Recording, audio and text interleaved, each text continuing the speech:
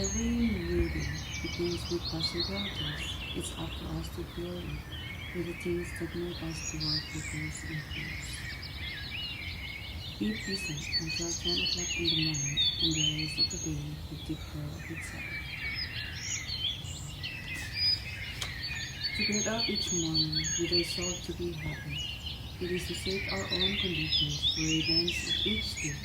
To do this is to condition circumstances instead of being conditioned by them.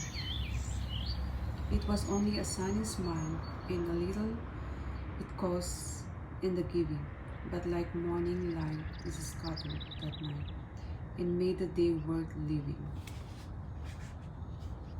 Every day ask yourself the questions.